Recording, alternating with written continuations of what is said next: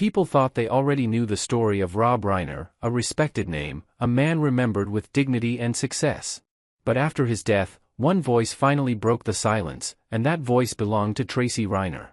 What she revealed was not about fame or legacy, but about pain that was hidden behind closed doors.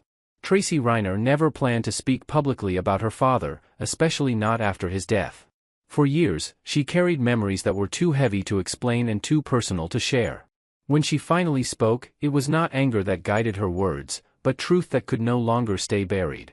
To the world, Rob Reiner was admired and respected, someone whose name carried authority and success. People saw confidence, discipline, and control, believing that these qualities defined who he truly was. Inside the family, however, Tracy remembers a man far more complicated than his public image. Growing up in the Reiner household did not feel dramatic or chaotic from the outside. There were routines, expectations, and structure that made everything appear stable and normal. But Tracy says that emotional distance lived quietly in that home, unnoticed by most people. She remembers feeling pressure long before she understood what pressure meant. It was not shouted or forced, but it was always present, shaping behavior and silence. Love was expected to be understood, not spoken, and that made it difficult to feel safe emotionally. Tracy explains that Rob Reiner believed deeply in strength and discipline.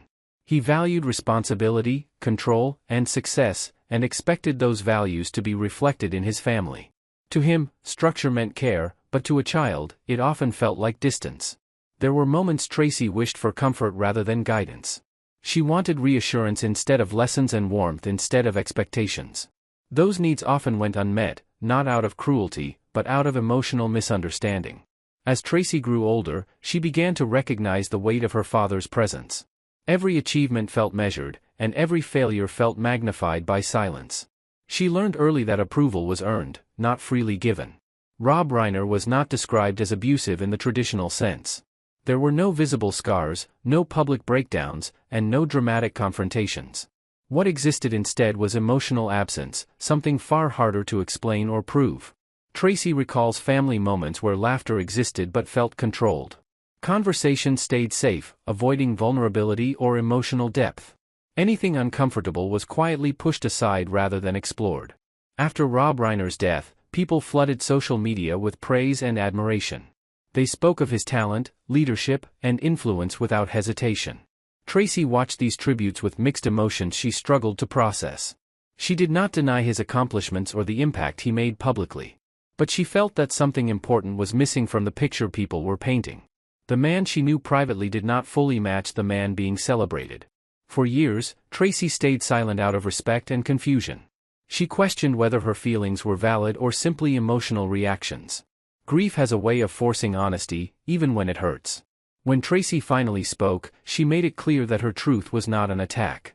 It was an explanation of how emotional distance can exist even in successful families.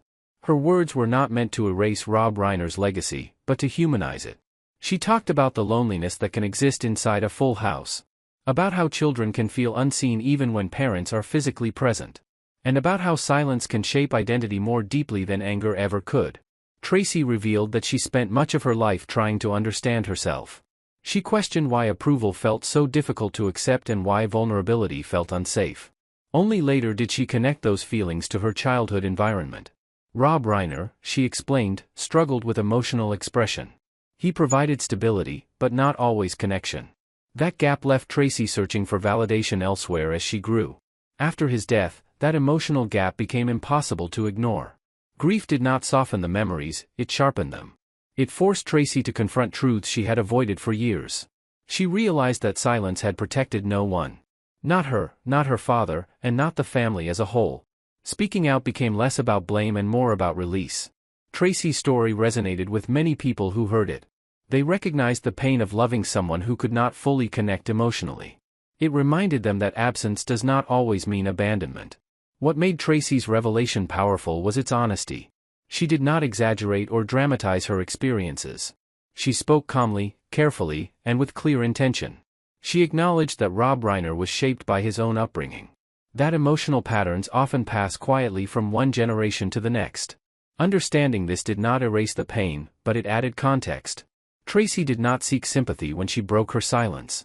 She wanted understanding, especially for those who live with similar unspoken wounds. Her message was about awareness, not accusation. She explained that many families look perfect from the outside. But perfection often hides emotional gaps that slowly affect everyone inside. Her story challenged the idea that success guarantees emotional health. Rob Reiner's death closed one chapter but opened another. It forced conversations that were long overdue. It reminded people that legacy is not only about work, but about connection. Tracy Reiner's truth was not easy to share. But it was necessary, not just for her healing, but for others listening. Because silence only protects pain, never people.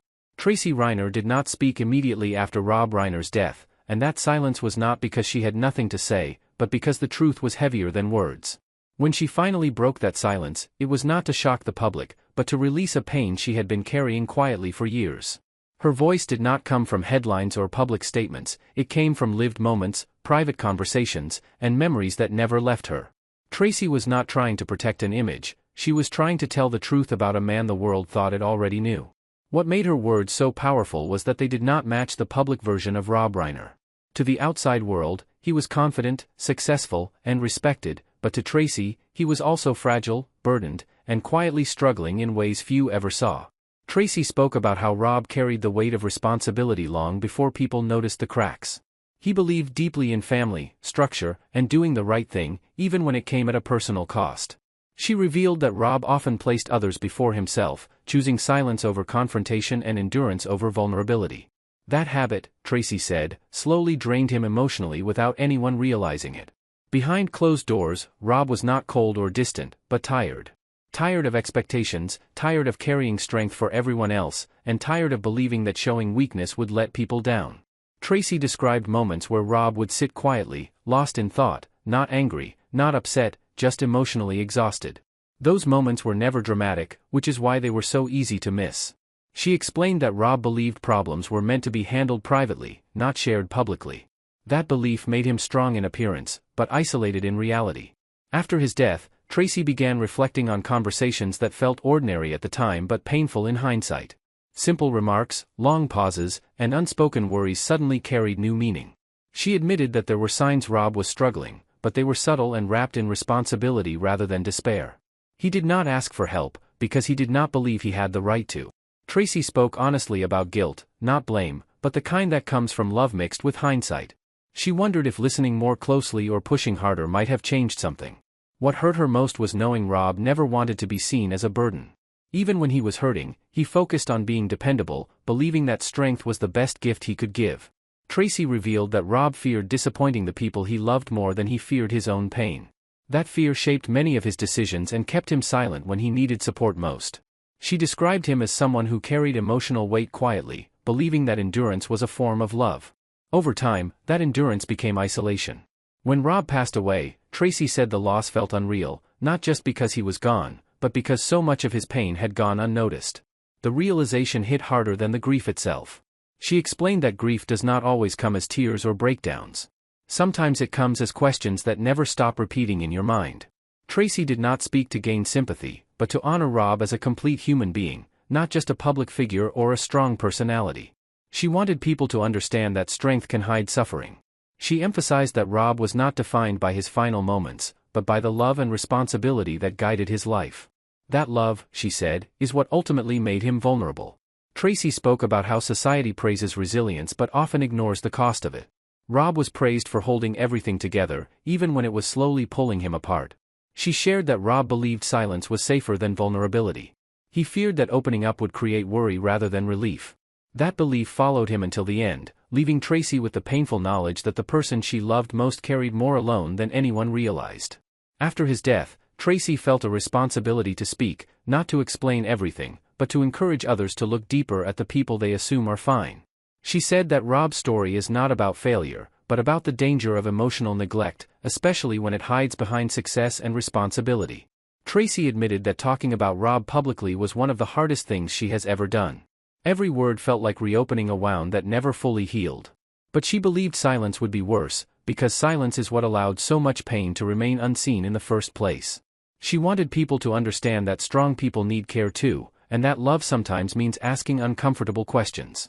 Tracy's heartbreak was not only about losing Rob, but about realizing how much of his struggle remained unspoken until it was too late.